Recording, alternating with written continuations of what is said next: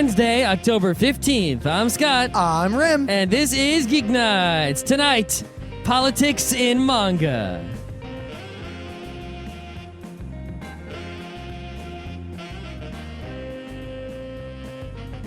Let's do this.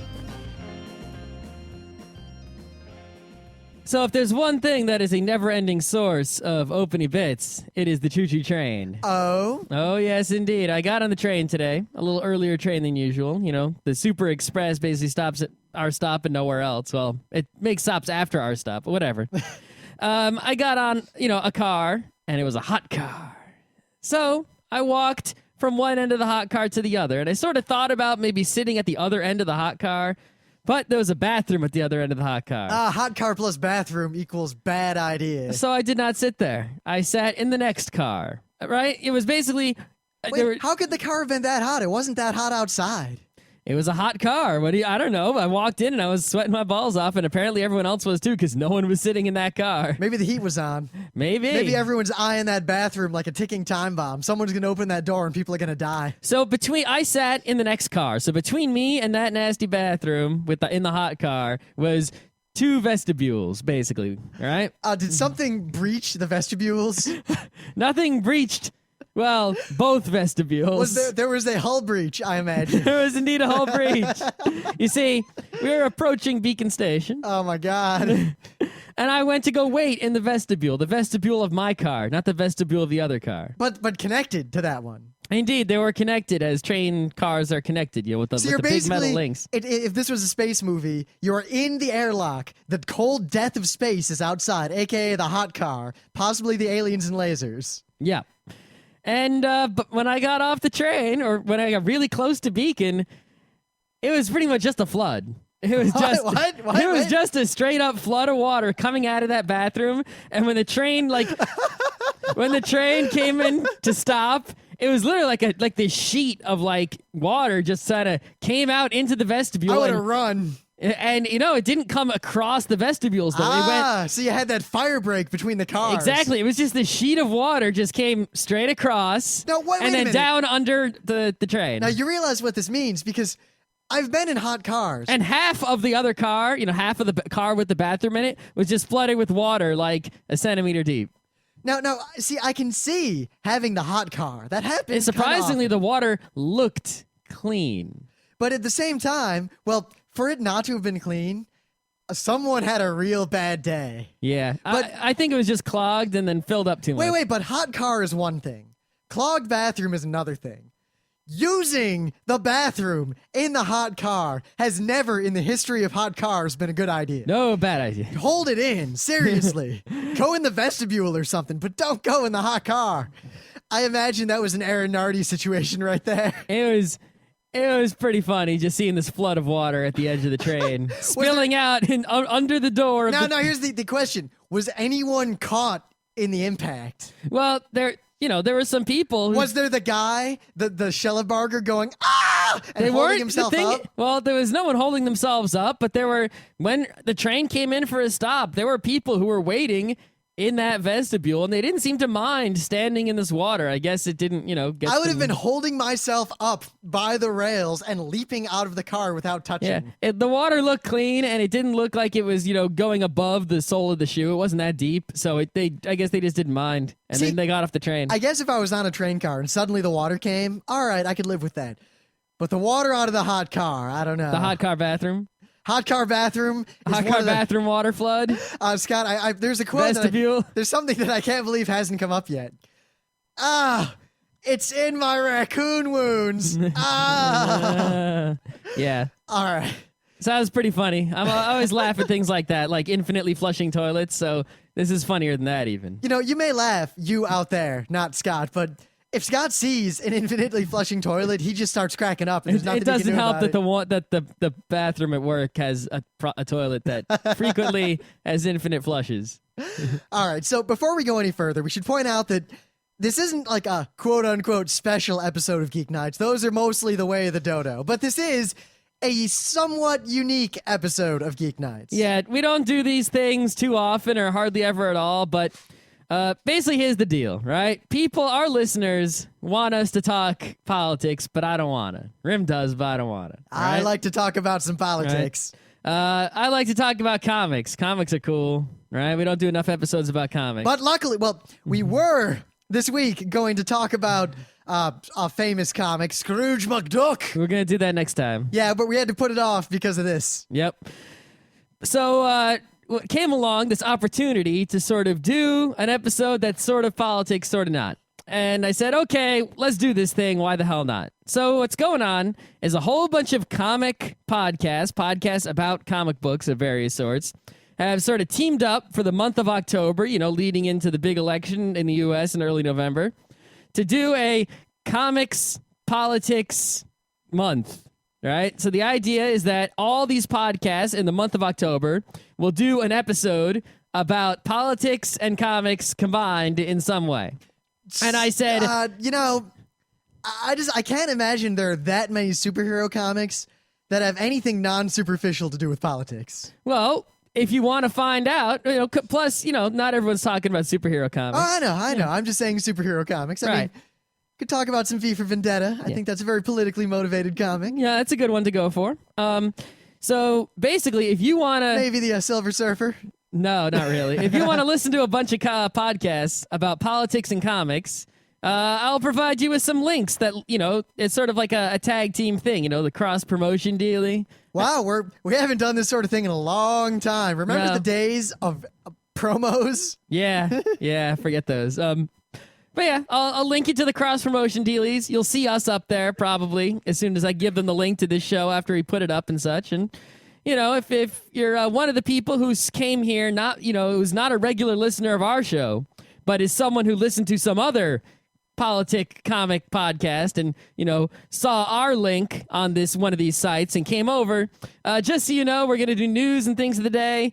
And then we're going to talk about politics and manga, which is the topic that we have selected. It's kind of our normal show format. We've had some 600 episodes of because, this. the stuff that we're going to talk about, politics and manga, we're basically going to be mostly focusing on a few politics-heavy manga series, and our listeners have heard about those mostly already. Yeah, pretty much. Anyone who saw, I don't know, the last 4 or 5 of our live appearances, or anyone who's listened to the show for more than a year or so has probably heard everything we're about to say. Yeah, so, to make up for the fact that we're doing sort of a redundant show for our older existing listeners, but even though it's a new show for these sort of cross-promotion listeners, we're going to do a normal show where we do news and all that other business, and then politics and manga. All right, so that's enough of that. Let's go to the news. All right. So what do you got for me? What do I have for you? There's pretty much nothing on I guess Anime News Network is pretty much my AP wire of anime news, and I don't really pay attention to comic news unless you tell me about something, so I basically had nothing. Well, if you want comics news, you can go to Newsarama or whatever. Yeah, if you want anime news, it's pretty much Anime News Network. Yeah. So check this out. This is sort of a video game news. It came out of the Tokyo Game Show, but I think it's anime related enough to be said today, right? Some people might not realize that Studio Ghibli and Level 5 are making a DS game, or it looks like to me they've made a DS game. Now, there are 2 links for this. One link is the trailer for this DS game, video footage of the game, and let me tell you, this is pretty impressive shit right here. We're talking, a whole lot of video, as is to be expected, animated video, sort of like Professor Layton, but obviously Ghibli animation, not Professor Layton animation. And also, we got Ghibli-style music going on. It's like you hear this music and you're like, oh, that sounds like the music from every Ghibli movie ever. I could have told you right away. But yeah, the trailer is pretty impressive. So that's one thing I'm linking to you for the news. The other thing here, which is far more important than the trailer for this game, which, of course you have to buy. This is the I don't know if it's exclusive or it's the default box the game comes in. This is the most extravagant game box I've ever seen in my entire life. Would the word ostentatious perhaps apply? A double ostentatious. Maybe epic? It's like a spell. First of all, this is a spell book, right? And the spell book has, on each page of the spell book, is some sort of, you know how Castlevania had the runes that you would draw with the stylus? Yeah, that got real old real quick. This has like one of these on each page of the spell book. It's like an actual spell book. And Wait, so I can cast those spells? Yes. Oh, man, I'm kind of down with that And already. then under the spell book is, of course, the game, but it comes in this big box that looks like a book and is all fancified and has, like a felt fuzzy interior. And it's So the operative question, will the U.S. release of this game have the same box? Is there going to be a U.S. release of this game? I would probably buy it sight unseen for anything less than $100. If I were you, I would just go to like NCSX or one of those, video game import sites and pre-order this shit from Japan for the hundreds of dollars it's going to cost you. I Because probably should. you probably should. It'll probably be worth it to own that thing. Yeah. I mean, I'd basically be buying the thing. I can't read Japanese. I'm not going to play the game. when you see this thing, there's no way, if you're any sort of Ghibli person, which is everybody in the world, and you have a DS, how could you not go for this? I would pay $200 for it. But it's, it's the trouble that I'd have to go through to pay the $200 then. It's probably why I'm not going to. I got some money. I might just do it. I'll let you all know how I turn out here. All right. But I got a little bit of news, and this comes partly after the fact that not that long ago, well, I guess it was a while ago now, but Anime Boston, the previous Anime Boston, had a little bit of trouble. Well, Anime Boston is sort of an infamous convention in that it's so close to us, much closer than many other conventions, such as, Katsucon. And yet, not only have we never performed at Anime Boston, we've never gone to Anime Boston. I've never been to Boston. You've never been to Boston, No, Varian? I've never been to Boston. I've been to Boston like 100 times, but I've never been to Anime Boston. Grew up in the Midwest. I went north and south and north and south. And I Well, never maybe went when east we and go west to and east Anime and west. Boston, we should take an extra day off so you can see the Boston. I actually plan to take several days off around it because I want to go see Steve. Yeah, we can see Steve too. I haven't seen him in not since that I imagine wedding. he'll be working though. Whatever. He'll take time off. It's all right. But Anime Boston, we talked about the news of the previous Anime Boston, and I don't need to get into that. And, of course, several Anime Boston staff contacted us on the lowdown and kind of told us what the real deal was, and we talked about that a bit. But I remember I said, oh, yeah, well, you know what? Maybe we should go to Anime Boston next time and, do a bunch of panels and stuff. Well, the staff is together, and nothing is set in stone yet, but it is highly likely we are going to be at Anime Boston, most likely as guests, or in the least as kind of, I don't know, built-in panelists, doing a whole bunch of our usual shtick. That is very nice. Yeah, because Anime Boston, I don't want a table or anything. We're pretty much just going to do live shows. Maybe we should dust off some of the old classics, just because this con will have a lot of people who have never seen us before. I don't know if I want to dust off any classics. Well, I don't want to dust off Gekiga. Gekiga's retired. No. But we have some other classics we could whip Yeah, out. there are definitely some panels that we could be running there. And, maybe we'll just, the convention's in May, I think, right? Yeah, it's in May something. We'll have panels set up by May, and that'll be good practice for June, July Otakon, right? Otakon's going to be July this year, isn't it? Yep, and we're already setting that stuff up. And, of course, Kineticon next year. I don't know if we talked about this yet, but there will be big announcements and changes in Kineticon. And thus, my second news. If you know anyone who you think should speak at Kineticon, which is not really an anime convention, it's more of a geek convention, has a lot of webcomic stuff, but it has a lot of gaming and of a lot an anime convention. There's a lot of comic people there. It's kind of pretty much anyone who listens to Geeknights would have a good time at Kineticon. But it's everything but tech. If you can think of anyone, I don't know, either professional or industry or a professor, anyone who you think could give what I would call an erudite panel, we are putting out the kind of initial call for speakers. So email us, email Kineticon, email someone, it'll get back to us. Yeah, we're not looking for the fan panels yet. We're looking for the quality panels. The farrier panels, I believe is the word. Yes, that is the word. So is there any other anime news? Nah, it's really, Toonami died. Did I talk about that before? I don't think we did. It's dead. You know what? It's- Toonami I could died. do a whole show on. Let's do a whole show on it and skip on it for now. Wait, I can do the whole show right now. Toonami died the day Moltar was no longer the host. That's true. And the body just spasmed for many years afterward. That's true. I'd say that I would miss it, but I missed it a long time ago.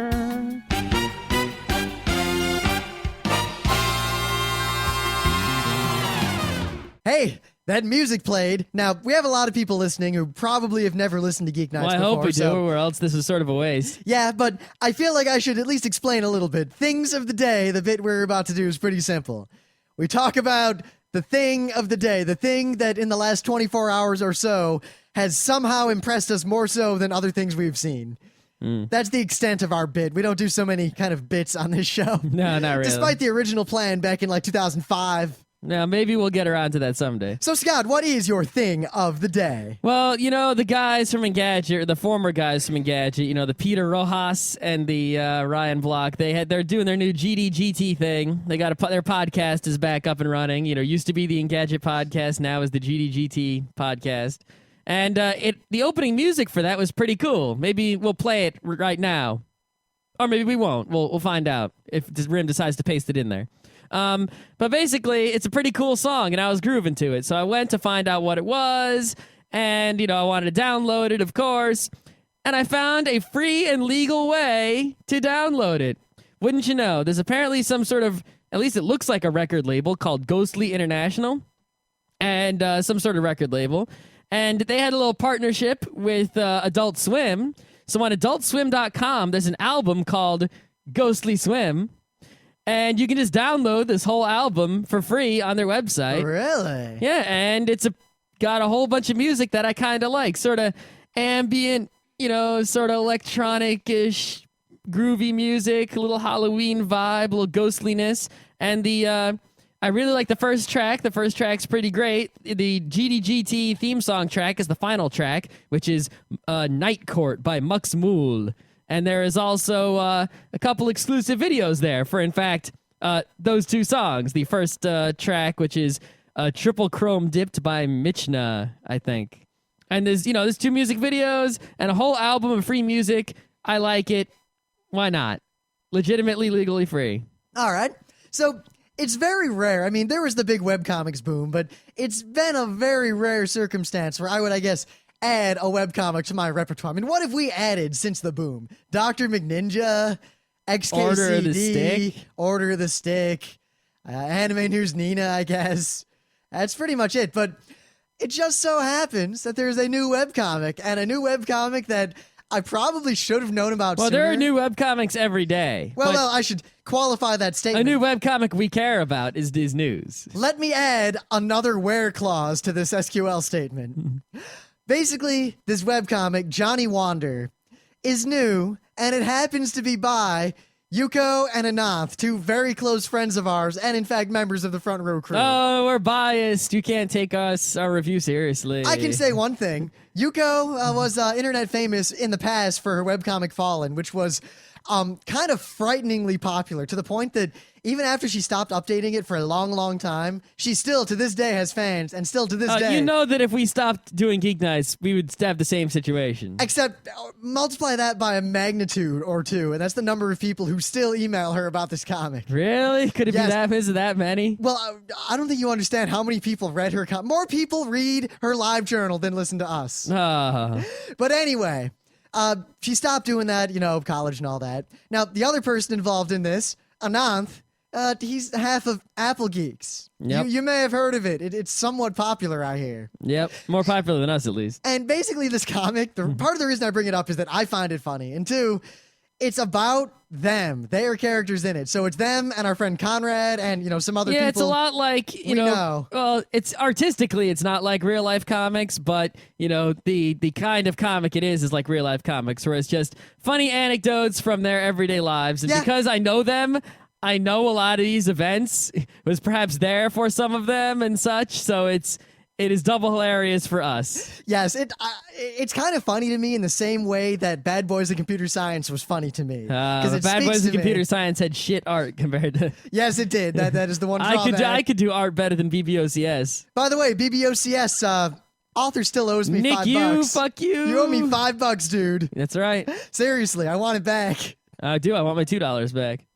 But this is my thing of the day because I'm friends with them, but, they all moved to DC, so I didn't talk to them in a relatively short span, and I find out suddenly that they're doing a webcomic. Mm-hmm. I have to call them and ask about this webcomic. Yep. And also, I want to say one thing. If you do happen to read it, the Conrad in it is exactly like that in the real world. He's also in our forum. You can talk to him. Yes. In fact, all these people are in our forum. Anyway. Well, except for John. Yeah. I don't know John that well. I can't say anything about him other than that he's very tall. I've only heard of this person secondhand. He is very tall. He is very tall. I think I met him once at a dim sum. So that was things of the day. I guess we can move on to the main bit. So old listeners, you've heard all this before. Yeah, you can stop listening. New listeners, hello. We'll teach you now about politics in manga. Now, what we're going to do is I want to talk about politics in manga a little bit generally, and then I want to talk about a few specific political mangas, right? So, first thing you got to know about politics when it comes to manga is that nothing is realistic. I mean, a lot of times you'll see and say, American storytelling more often, for example, politics on TV a lot of times. They try to pretend to be realistic. Like, look at a movie like Dave, right? I like that movie a lot, but it tries to pretend or put on the airs that this could really happen, or we're trying to make some sort of representation of how things really are. Manga, not so much. At least not the political manga I've read. They just go... they sort of treat politics the way Harry Turtledove treats history. Well, see, it depends, because I guess the skew here is that manga that are released in America are not exactly representative of, I guess, the whole of manga. That is true. I mean, there are manga about golf that are Kazuo Koike, and there are manga about golf that are about golf in a literal...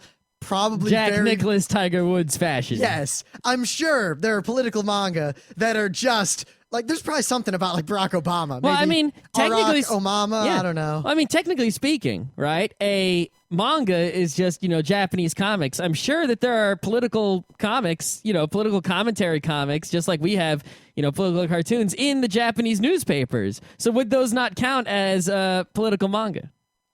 Well, yes, they would. Yeah, I got to go find some now because I've never seen one in my entire life, but it reasons to be that they should exist, no? Yeah, it's just sadly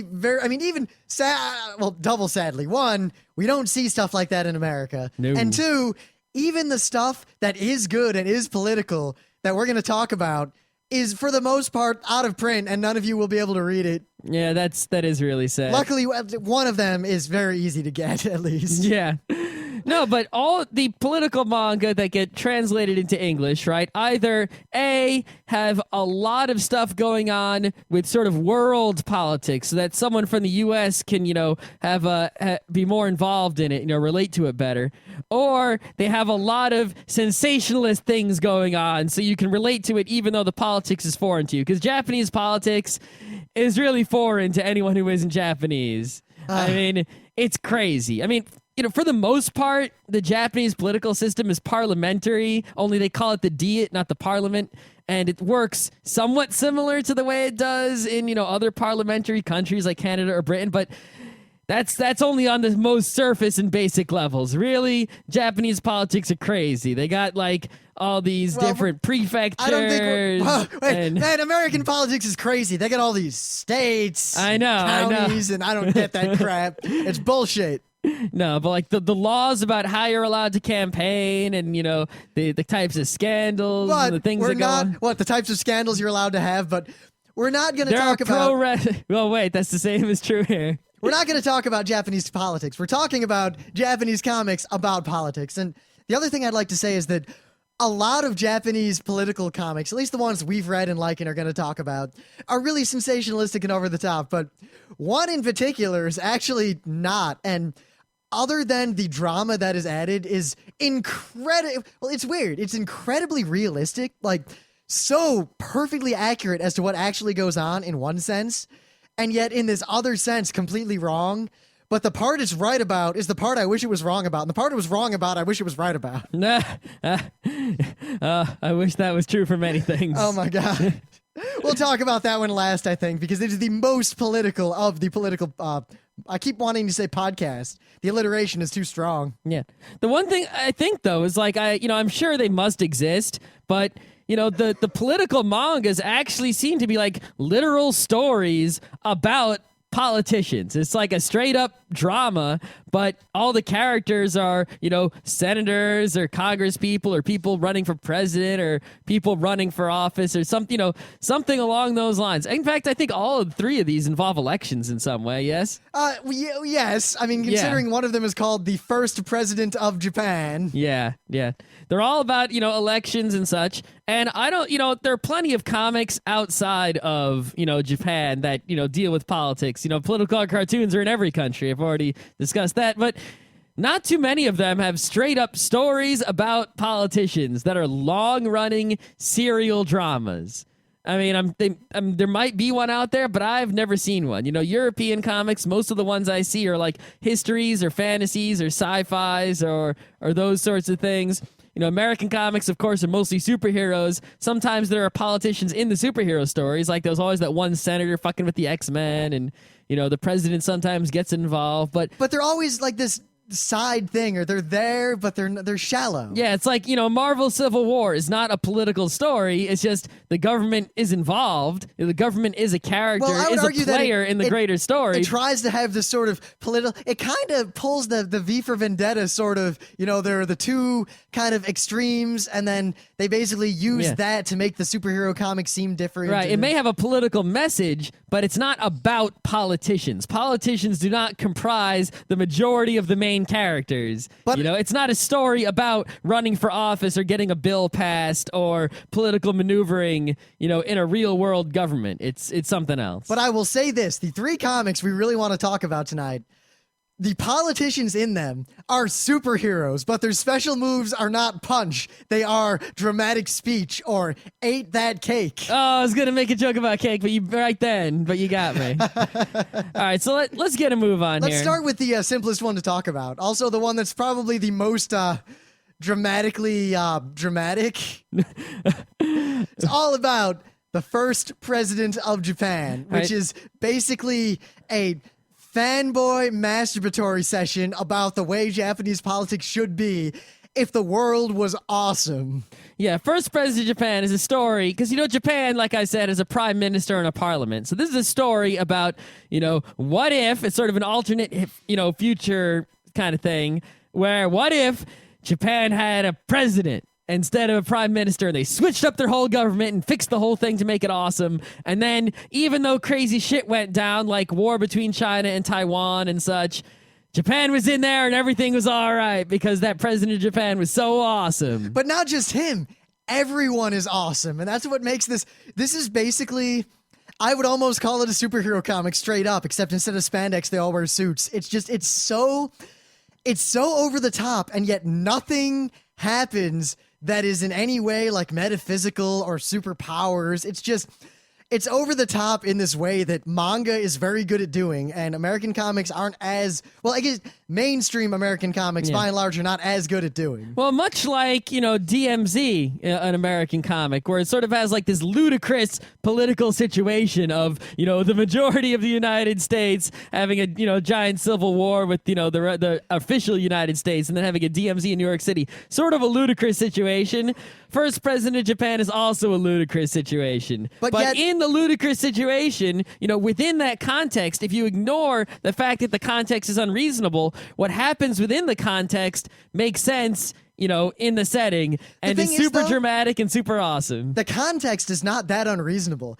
It's not that it's not as unreasonable as DMZ, but it's still unreasonable. It's not that unreasonable. What is unreasonable is the way the people who are the characters react to this situation. It is the kind of thing, in history, you always read, anytime you read a history book, there's always kind of the linchpin historical moment, the point where something, awesome or dramatic could have happened. But more often than not, the lame thing happens instead. The guy surrenders. Yeah, usually the guy makes the blunder. The king gives up. Yep. Instead of, something awesome happening, like someone going, ha-ha, and then, oh my God, everything's fixed. It's usually status quo maintained. Nothing to see here. Everybody go home. Yep. I mean, of course, my favorite haha moment is, well, maybe not haha because he lost, but when the last emperor of Rome cast off his regalia and flung himself into the fighting to die. That was a good, he could have just totally surrendered or ran away and just disappeared in history, but no, he had to do the Gekiga thing. Yeah. But first president of Japan, basically, it's not just, OMG, Japan has a president. It's, all right, Japan is going to have a president very soon. We're in the process of doing this transition. Oh shit, China invades Taiwan. Oh shit, North Korea goes up berserk. Oh man, everything's going crazy. And maybe we should give up the US-Japan defense thing in Section 9 and have a military. And oh crap, there's a nuke coming. What do we do? I'm going to stand here. It's a dud and I know it. And that's pretty much all that goes on. Yeah, that's something important to mention here, because it's sort of central to all of Japanese politics. Is way back when Japan, after World War II, Japan became, good, right? In the Japanese Constitution, there is, a section that says Japan cannot have a military. They can have, over time, basically the situation is that Japan can have the Japanese Self-Defense Force. So even that is actually a kind of a stretch. It is. It's sort of a loophole. It's sort of a... Well, the thing is... It's the kind of thing a Supreme Court might interpret as being unconstitutional. While it's kind of a loophole, it's one of those things where everyone involved says, you know what, it's best to just keep it the way it is. Yeah. Basically, Japan has a military force, the Japanese Self-Defense Force, that is not allowed, it's not allowed to project, not only by, and it's not, some international law that says, Japan, you can't project your military force. It's a Japanese law that says Japan cannot project its own military force. So imagine if the U.S. Constitution said the U.S. is not allowed to attack anybody. All U.S. military forces have to stay in the United States, and they can only do anything if it means physically protecting the United States from physical attacks. And, in Japanese politics, especially if you're doing a, dramatic Japanese political manga, the question of whether or not to keep or get rid of, this, section of the Constitution is pretty big deal. It's also, remember, a lot of the people who read a lot of these comics are military fanboys or otaku of some degree. And one of the kind of ultimate fantasies of these people is Japan gets rid of Article 9 and becomes totally awesome. Yeah, because think about it, Japan has wicked awesome technologies. They were one of the most advanced places technologically on Earth. Remember, that's actually one of the plot points in First President of Japan, where Japan has some special AWACS, or the Aegis cruisers, where they know where all the Chinese nuclear subs are in the Straits of Taiwan. And the U.S. doesn't have the capability to detect them quickly enough. And Japan makes a secret deal with the U.S. to totally tell them where they are. And then there's this great scene where the Chinese military guy who has just seized power because there's a coup in China is like, OMG, nuke subs. And then his advisor's like, we haven't heard from him in a while. I'm sure everything's okay, but we don't know where they are. Yeah. Things aren't going so well. Oh, no.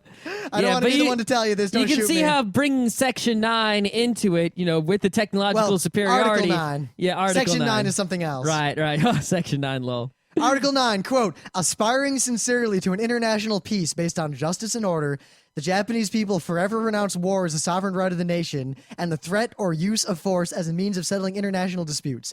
In order to accomplish the aim of the preceding paragraph, land, sea, and air forces, as well as other war potential, will never be maintained. The right of belligerency of the state will not be recognized. Mm-hmm. That's pretty straightforward. Yeah, there's not a real lot of interpretation there, and it's going to quote it plain sooner, to see how the Japanese Self-Defense Force is unconstitutional. I was going to quote it sooner, but I kept finding the Japanese, and it was basically kanji, kanji, kanji, kanji, no kanji, kanji, ta, kanji, shi, kanji. So you can see why this is a pretty easy thing to tell a dramatic story about, because, any story about someone pushing for a constitutional amendment is going to be pretty high energy, pretty fantastic. And then you throw in the high technology, you throw in, the international war, you already got three pretty big aspects to lean on. Is going to be good stuff going on, especially for the military fanboys who want to see crazy high-tech Japanese military of awesomeness with satellite lasers and shit like that. Plus, all three of these comics have something in common in that they basically, they're character-driven more than, you're not going to see a lot of the fighting or the action or any of that. You'll see those as kind of establishing shots. But all the real action scenes, like the war, is not tanks fighting with tanks and fighter jets fighting with fighter jets. It's the president watching his monitor and talking to people. The military dictator watching his monitor and talking to people. The president of Taiwan totally talking in a secret chat room onto internet with the president of Japan. Oh, snap. That was a great scene. They're just totally talking in this like political forum about what they're gonna do, and they read what all the other people say, but no one else knows that it's actually them. Yep. So First President of Japan, I think is 3 volumes, I think. At least 3. It's 176 pages. It's I think 176 pages is just 1 volume, right? I don't know. Oh, yeah, just volume 1. I'm sorry. Yeah. I pulled up the wrong webpage. Yeah. But yeah, it's written by Kidaka Yoshiki, who honestly I don't know that much about compared to the other people we're going to talk about. Yeah. But yeah, the art is pretty standard art. You know, they look like people. It's not anything that's going to blow you away or anything like that. Political people. Yeah. Look like It's just a bunch of, it's drawings of guys in suits, drawings of boats, drawings standing really, really dramatically, fist out, mouth open, scowling. Yeah, you know, pictures of flags and missiles and that sort of thing, you know. And it's out of print. It was published by Raijin Comics. It's one of those dealies.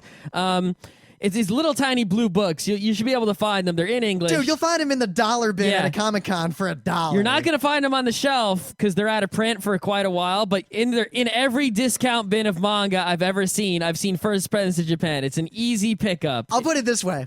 And I'm not going to try to sell it to you, but it's so cheap that even if you end up hating it, it's totally worth the money, and you're probably not going to hate it because it's a ride, to put it gently. It is real Yeah, it's fun. not like something epic and amazing. It's not, you know, one of the greatest comics of all time, but It's definitely the Tom Clancy / West Wing version of this sort of thing. absolutely. All right, so shall we talk about The one, well, we can talk about the one that is much more relevant, but at the same time, which cannot be obtained.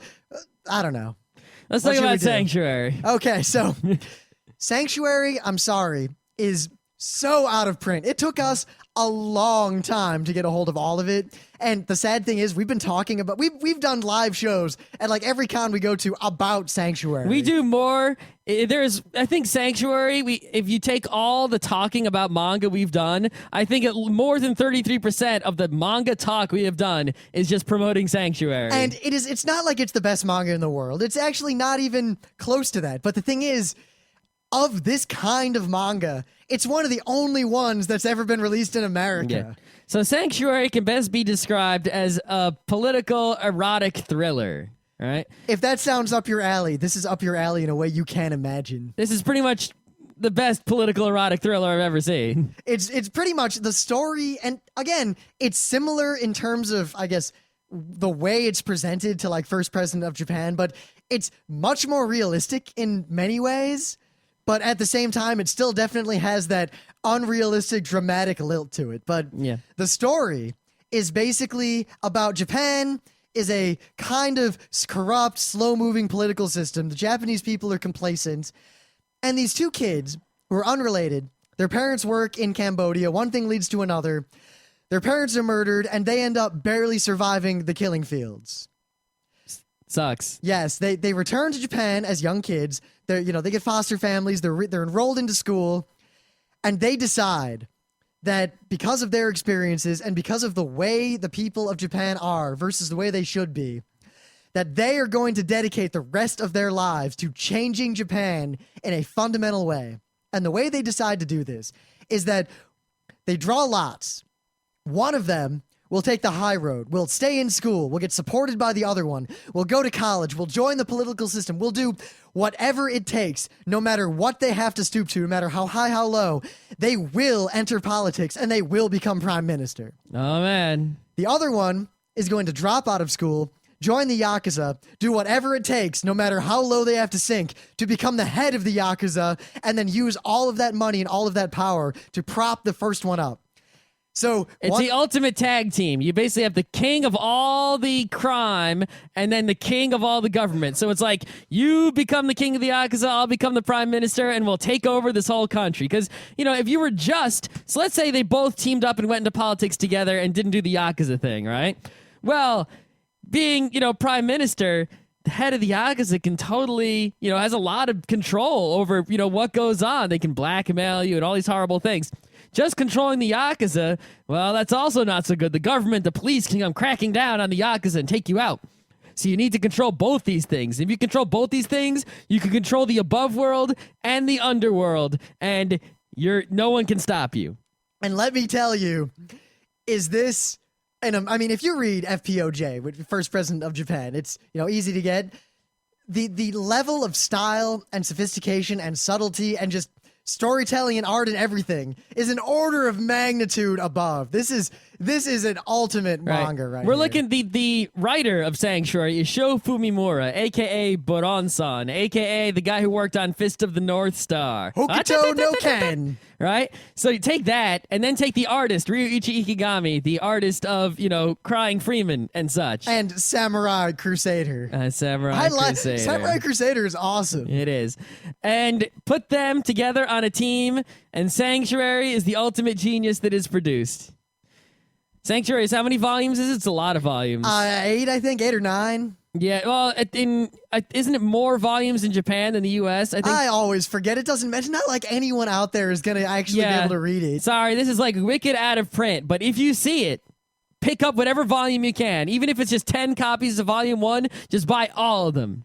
Anything it takes to get volumes of Sanctuary, just hoard them, and then we'll all distribute them amongst people who, we know are good for it. That's the current plan. For anyone who is a little underhanded, because it's so out of print, there are torrents out there. I have seen entire collections of translated or scanned Sanctuary out there. Yeah, I would not consider it amoral to, even though it might technically be illegal, to go and get those. But I mean, the kinds of scenes. I mean, this is a manga where a cruise ship is filled with Yakuza. There's Yakuza over another part of Japan, and they're causing trouble. So what does the awesome Yakuza do? They fill up an entire cruise ship with Yakuza and just park it off the coast. And there's this beautiful 2-page spread of just a lot of very intimidating looking men standing there looking dramatic over the edge of this cruise ship.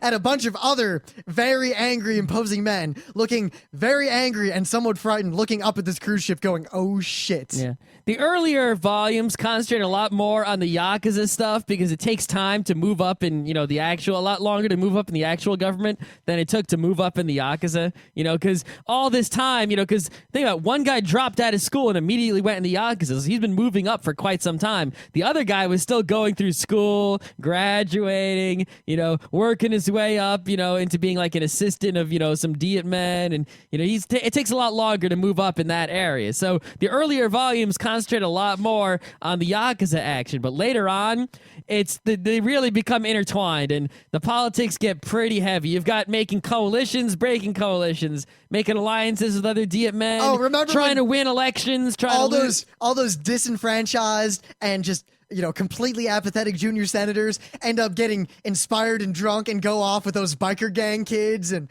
there are so many just amazing, iconic scenes in this manga. People exposing other people's scandals, taking, getting dirty money, getting clean money. The Gekiga thing. I mean, there's this great scene where a big scandal is exposed. They're like, you, blah, blah, blah, Yakuza something connection, blah, blah, blah. And the political guy basically looks at the camera and all the press and says, yep, what of it? Oh, snaps. And no one knows what to do, and then all hell breaks loose. Yeah, I mean, like every time, how politicians act in the world, right? Someone says, scandal, and they go, and they'll say something like either, I'm deeply sorry for the blah, blah, blah. Imagine blah. if Bill Clinton had said, yep, it sucks, but you know what? I did it. Here's pictures. No, even better. What if, what was his name? Elliot Spitzer was like, yep, I had a bunch of hookers in the hotel. It was hot. That's basically, that's what Sanctuary's like. I mean, the thing is, if you need any sort of quick impression, there's a scene where there's a kind of a young member of the Yakuza who's, he works with the main characters, and he has his young wife and all this sort of thing, and you like this guy a lot. But there's a question that is asked, which is, why did you become a member of the Yakuza? Why did you choose this life? And there's this whole scene where they look down at all the people walking in the streets, the salarymen, just the normal everyday people, so apathetic, so insulated from the real world, so uninspired. And, they talks about how their eyes are dead, and I don't want to be one of those people. I want anything other than to be one of those people. And there's a flashback to another point where they ask the main character, why did you become a Yakuza? And he looks up and says, because I can do in a single day what it takes a normal man 30 years to accomplish. Oh, snaps. That line sums up everything that is Sanctuary. Oh my God, is this an amazing comic / manga? Yeah, just to to clarify, I guess, we use the word gekiga a few times, right? Gekiga was sort of this, for people who don't know, this manga, right? Manga translates to is just the word for comics in Japanese, but it translates into irresponsible pictures, right? So sort of the word manga inherent in the word is sort of the feeling of comedy or non-seriousness. And Yoshihiro Tatsumi and a bunch of other guys back in the 60s and 70s, whatnot, they decided they were going to make serious manga, right? I mean, but it's you can't make serious manga because that's a serious, irresponsible picture. That didn't make sense.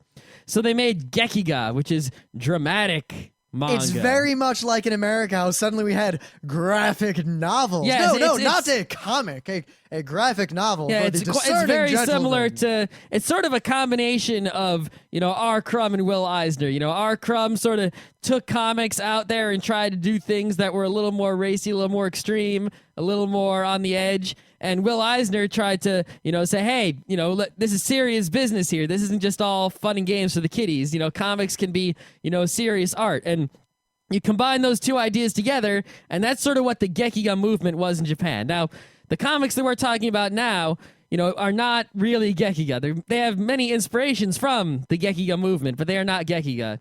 What they are is seinen. Now, when you buy your mangas at the store, right, you notice that they talk about shoujo and shonen, right? Shoujo marketed girls, shonen marketed at boys. Right, exactly. That's how, it's not like in the US where you separate genres by they do that there too, but in the US we don't really say this is for guys, this is for girls, now, except granted, in the toy store. It's also in the bookstore we say this is a fantasy, this is a sci-fi, this is a mystery, this is right? But don't be confused too much because while Japan they categorize their comics based on, where they're published and who the demographic is, but that's kind of the primary demographic. A lot of boys read shoujo and a lot of girls read shonen. I read lots of shoujo. I do too. But all these are seinen, right? Now, shoujo and shonen are actually for little girls and little boys, technically. Shonen Jump, Dragon Ball Z, that's for elementary school, middle school, boys. Yeah. So, Naruto and stuff like that. All you comic people out there who don't maybe not read a lot of manga, or you see the kind of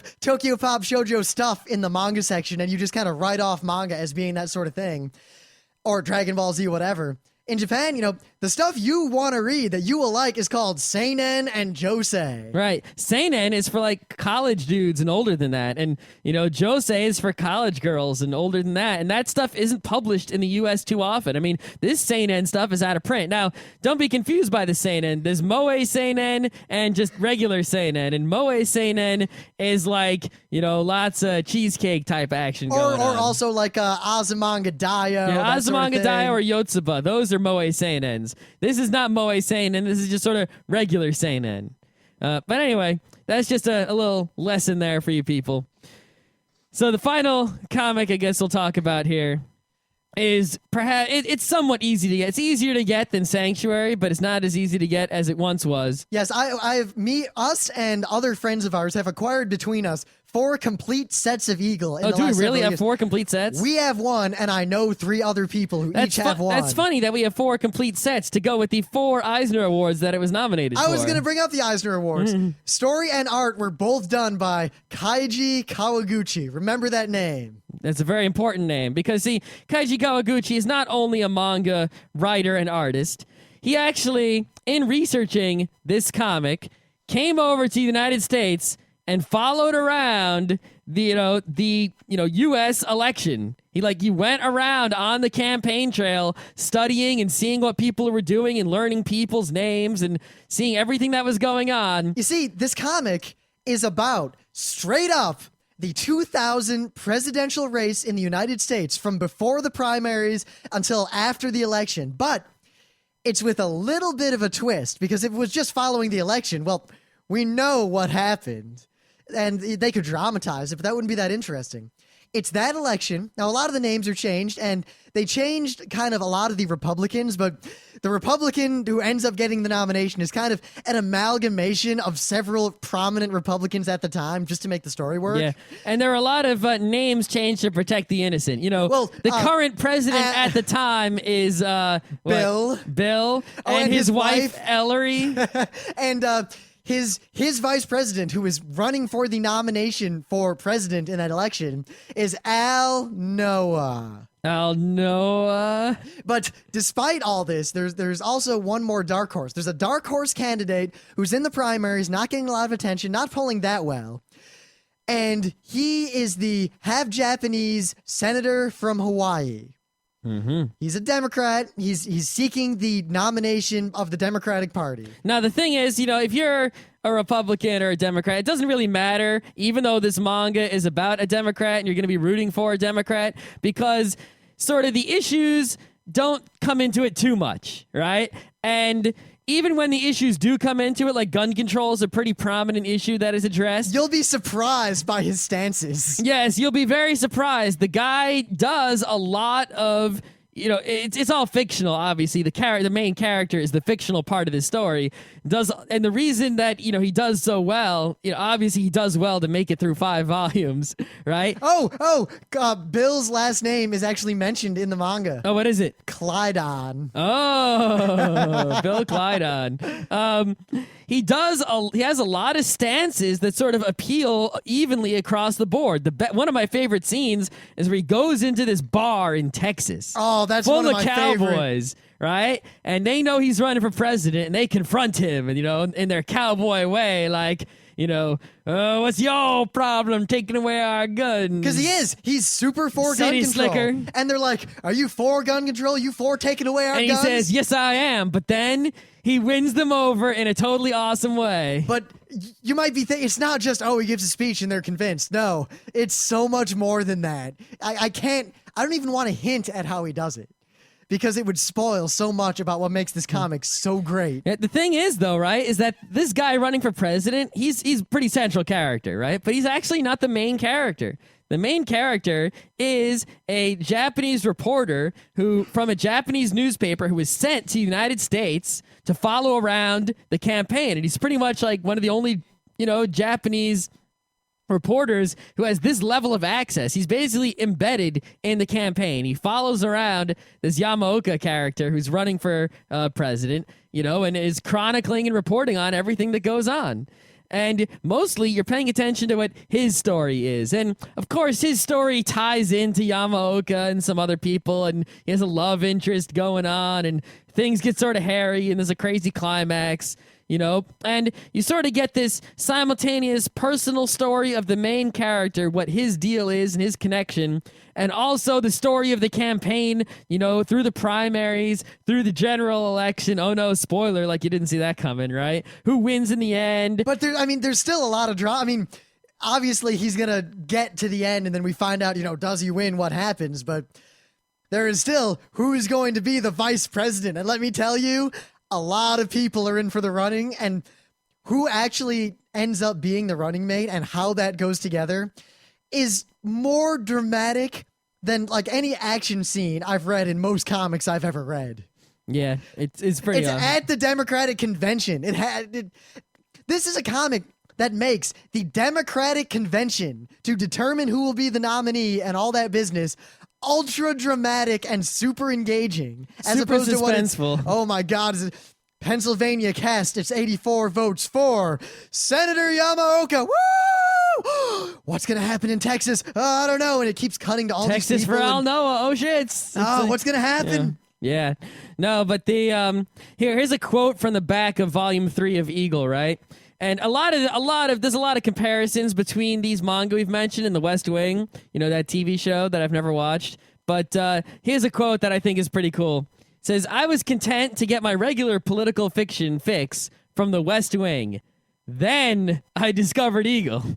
That's from James Lucas Jones of SavantMag.com. Now, one thing, you know, we've kind of gone from the most stylized and caricatured and kind of dramatized to the least. I mean, this is very dramatized, but all the politics itself, all the rules, all the inside baseball is super accurate. Like, this is actually incredibly accurate as to how the U.S. political process works. Yeah, I mean, a lot of the campaign strategies, a lot of these people who are managing these campaigns, they're based off the actual campaign managers and campaign strategists. And because remember, I told you, Kaiji Kawaguchi came to the U.S. and spent a long time getting very close to the campaigns, studying how they work, studying U.S. politics, seeing how things went. And a lot of this campaign strategy is pretty close to how things actually work, and if you look at how the campaigns are being run now, in the 2008 election, and you read this manga, you'll see, oh, yeah, if people, are thinking the way that these characters in this manga are thinking,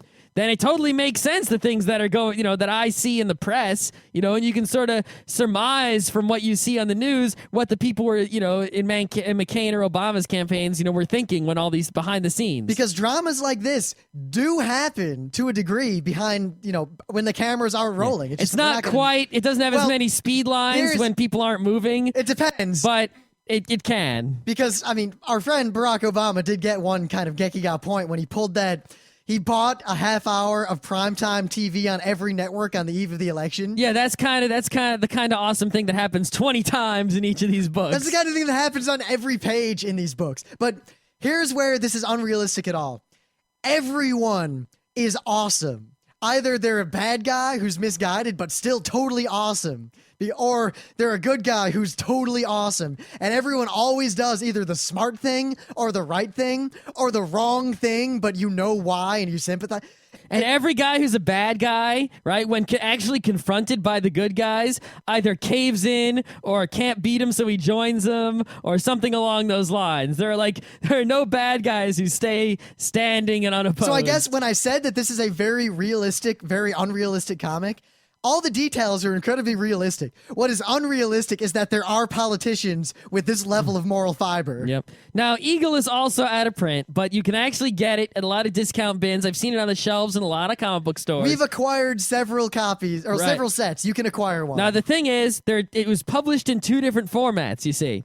It was published in these very small trade paperbacks. There may be like a centimeter thick, and there are many, many volumes of that. There's like 20 some odd, maybe 30 volumes of these little tiny trade paperbacks. Ignore those. You're never going to collect them all. They cost way too much money unless they're in like the 5-cent bin, right? It's not worth it. All of Eagle was published in 5 gigantic volumes. So the first volume doesn't actually have a number on the side. It's just solid black, and it's about like 1.5 inches thick. Volumes 2 through 5 have the numbers 2, 3, 4, and 5 on them in a single big white number. They're solid black on the side, and they're also like 1.5 inches thick. So look for big, thick black books. And on the front covers look like newspapers that say Eagle at the top. And that is how you'll know you have found the correct publishing of Eagle. And all you need is these 5 volumes, and you've got the whole thing beginning to end, and you're ready to read. It is such a good I mean, I've been flipping through it this whole time, just kind of thinking about it, because I haven't actually read it. I've got the one with the cowboy scene. In a long time. I've got the one where there's a scene where basically he gives a speech. Do you have the cake scene over there? I don't have the cake scene. I'll talk about the cake scene. Okay, you can talk about the cake scene. I'm going to pull up this speech. All right, so the cake scene. Basically, this is the kind of awesome thing that happens in Eagle. Yet another example, right? So he's a politician. He's on the campaign trail. He's basically trying to make nice with everyone he sees. Every stop along the road, you want to get everyone who gets close to you to vote for you. So he stops, and it turns out someone messed up his schedule. They screwed up, right? Because you don't manage your own schedule. Someone else manages it and takes you around, and you do all these things. And you just approve it and whatnot. So they accidentally schedule him for 2 dinners in one night. Now, a dinner is not really a big deal. You go to dinner, you eat, you chit-chat, maybe you give a little toast, et cetera, et cetera. Everyone goes, yay, and you get votes. Good. 2 dinners in one night is rough because he has to eat 2 dinners. And that's not too bad. Eating 2 dinners is good by me, right? I like to eat. But it's hard to put down 2 dinners in your stomach, one after the other. You might not have room. You might barf. I know I'd get really full after just one. And this isn't like a little dinner. It's a big multi-course dinner, a fancy, political fundraising type of dinner, right? So if you don't eat the whole dinner, the people who prepared it are going to be really insulted. That's going to look pretty bad if you show up and you just sort of nibble on it and you don't like it. The people are going to be like, We made this big fancy dinner for you at our, trying to fundraise for Plus, you, and you don't even eat it? Fuck the media basically, it's kind of pretty accurate here, are always watching for any gaffe. Because a gaffe makes a lot more news than someone doing the right thing. Yeah, so even if it's, look at the sort of ludicrous things that the media's paid attention to in this election. Flag pin? So, yeah. Got a flag pin? Got a flag pin on. Pin? Did you put the wrong jersey on at the sporting event? Your dog's hair is the wrong color. You misspoke, some word. Someone gives... Started a foreign war of aggression. Right, no matter who you are, if you give so many speeches, you're going to mess up a word now and then. It's going to happen. But the media jumps all over it. So, of course, the media is going to jump all over too full to eat dinner. Is there a question of his health? Is there there's going to be all sorts of craziness. So he's got to eat these 2 dinners. So miraculously, he eats the 2 dinners. And it's like when he eats the final bite of the second dinner, it's like this big glow around him. And most of the people don't know he's eating 2 dinners. That is the second one, but all the people in his campaign are like sweating bullets. Like it is as tense as like some standoff in a gun Everyone movie. who knows that it's his second dinner is sweating their brains off. Meanwhile, he's looking cool and collected like he's supposed to. And he puts the final bite down. And they're like, whew, oh man. And then, right, as he gets up to leave, this little girl comes up to him with this piece of cake. And I'm not going to tell you what happens then, but oh man, he's got to eat the cake. But can he eat the cake? I don't know. It's supposed to be a political manga, but one of the most dramatic things that happen is someone's forced to eat cake. But also the thing that really gets me about this comic is that it's kind of wordy, but also the art's really good and really detailed. And there's a lot of character. Like, the art is amazing. A lot of people, especially fans of superhero comics and whatever, they shy away from the manga because they get that initial visual thing. That before anything else catches you, it's always going to be the visuals. And I'm guilty of this too. If I pick up a new comic, even if that comic might be really well written or something I might care about, if the visuals, if the cover art or something puts me off, I'm not going to, it's going to be very difficult to get me to read that or spend money on it. But a lot of people out there, they see a manga and they see the typical anime style, big eyes, small mouth, and they're put off for whatever reason. And, I can understand someone being put off by that. Yeah, and they don't want to read it. They don't like it. They're sort of prejudiced towards it sometimes. But, there's something about that. These manga, these 3 we have mentioned, are not big eyes, small mouth art. They're written and drawn by Japanese people in Japan. These were published originally for Japanese audiences in the Japanese language, translated into English. Yet, they are not big eyes, small mouth. It's black and white, or monochrome, but it looks like normal people. I guess if you looked at it, you might be able to tell that it was Japanese, from the art, but it's not big eyes, small mouth, pointy chin, giant robot action. Far from it. And if you're put off, by the art style, the stereotypical manga anime art style, you should definitely take a look at this before you are prejudiced against it, because you will be very, very surprised. Yeah, here's a dramatic scene. This is one of my favorite scenes. One of the reasons I really like this comic is the speeches, because it's, normal drama, but when a politician gives a speech, you get the whole speech. Meanwhile, you get all the crowd reactions, the press reactions, the reactions of people in their homes watching it on TV, and the poll numbers and kind of the behind the scenes drama, but you get the whole speech. And one of the big plot points is that there's a lot of rumbling about his kind of foreign policy and military policy, and a lot of people are saying he's weak, and he's, there's all these kind of rumors and allegations floating around. And finally, he's at a press event, and, in real politics, a lot of times reporters will appear and say, "Hey, we've heard blah. What's your actual stance?" And they always say something crap and totally dodge the issue. Well, the reporters corner him, and they say, "What's the deal? Are you disrespecting our military servicemen and blah, blah, blah, blah, blah?" And his response is this: "I want to take this opportunity to speak for the record. My campaign has a long-term strategy for U.S. defense. It is for this reason in particular that I will work hard to receive 2 terms from the American people, as I anticipate these policies will require a time frame stretching through the first decade of the 20th century. For the next 8 years, I will order that all U.S. bases abroad be shut down." Oh, snaps. And this speech goes on. That's something I would do if I was president. That happens all the time. He says this, and the next, 8 panels, at first it shows the reporters like agog. It cuts to his campaign manager going, did he just say? And his other campaign manager is like sweating, going, "Oh shit," behind him. It cuts to all these military people. What? Out of his fucking mind. That traitor bastard. See, it's like someone said something ludicrous, right? And that's the sort of thing that in the real world, you just basically ruined yourself. And of course, everyone acts as if he ruined himself. It's the reactions are real. It's the Bulworth. Second and parallel to this order, unless the lives of American citizens and the territory of the United States is itself under threat, it will be the policy of my administration to forego any future military action. Do you see how that plays into the whole, Japanese ideology with the Article 9 and whatnot? Now, this is when it cuts to a bunch of officers at a club somewhere, and a guy who he wants to be his advisors at this club. And forego military action, asshole sounds like he's running for the president of Iraq. That bastard. He wants to get rid of us. Jesus Christ. General, you were right about him. And he was in the Corps. Traitor, traitor. And people are just losing their shit. And then, it goes on for a while. And then later, the Republican candidate gives a speech that's basically rah, rah, rah military. And everyone's thinking that the whole campaign is falling apart. And oh my God, he's totally going to lose. He's lost the American people. He's lost the military. It's over. And then there's this scene where that military advisor is meeting with all these big military people. And they confront him. They're like, do you really follow on with what that guy says? Are you with him? Really? Blah, blah, blah.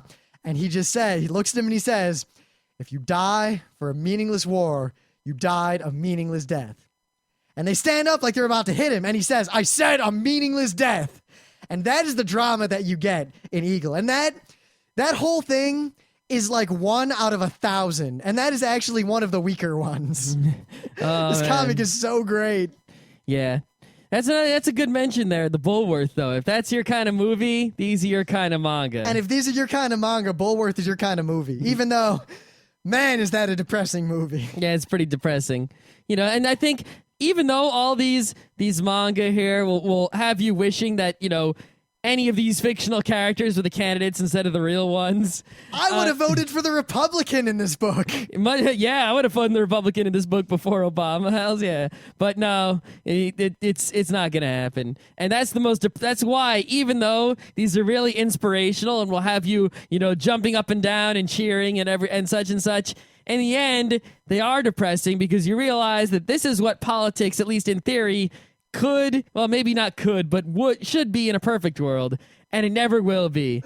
And that's why it's sort of sad. But at the same time, isn't it always kind of the cliche that, how many movies do we have where the guy who doesn't care and doesn't expect to win and doesn't want to win runs his campaign stupidly and half-assedly, and as a result wins? Because that's what the people really want. And that's such a cliche, but yet we've never seen a major political candidate do it. Nope. The thing is, one person did actually, Ross Perot, and he got real closer than anyone ever has. I don't want to spend a lot of time talking about the what's and whys and wherefores of Ross Perot and his gigantic ears. Well, I can say this though. I think here's my political bit here.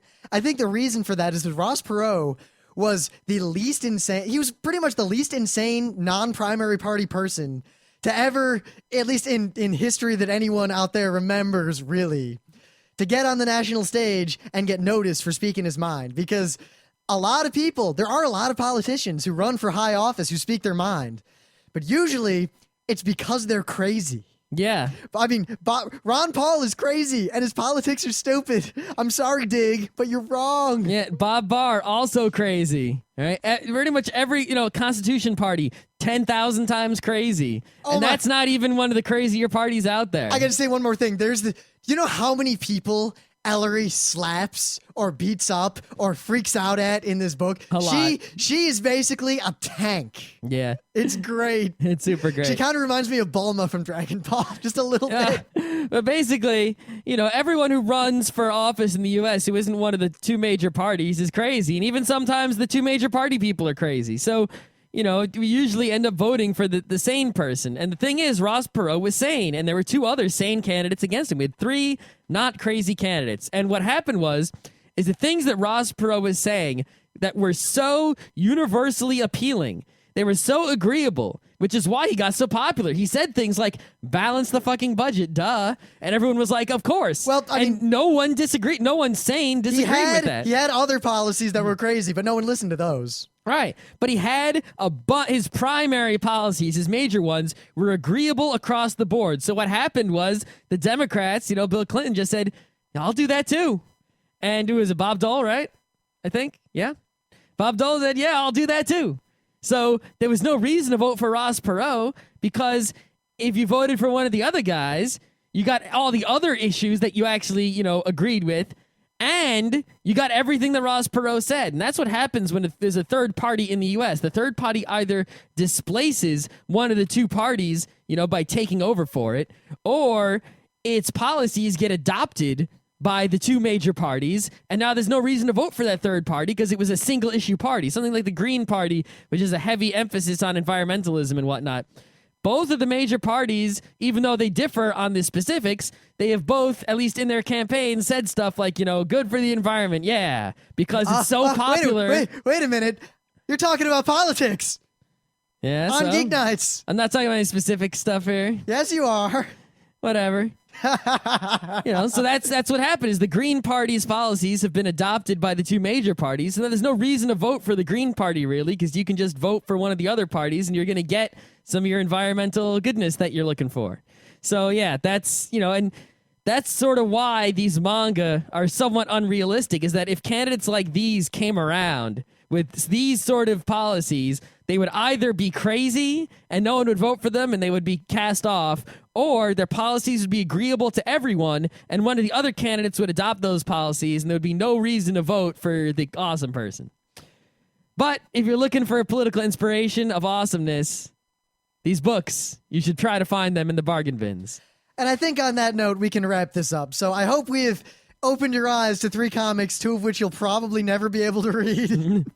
Well, try hard. Don't go out of your way to look for them. Maybe eBay is worth looking at, or Amazon, or, once in a while. But whenever you happen to be at a convention, happen to be at a comic book store, look in the bargain bins, look in the, discount manga, old manga, whatever, and see if you can find First President of Japan, Sanctuary, or Eagle. And if you do, just buy them. Don't even think about it. At the very least, buy them, and then if you don't like them, mail them to us, because I'll take as many copies of these as I can get, just so I can, make sure they find good homes.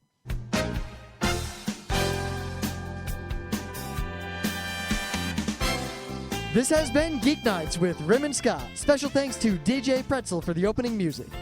Be sure to visit our website at www.frontrowcrew.com, where you'll find show notes, links, our awesome forum, a link to our Frapper map, and links to all the RSS feeds.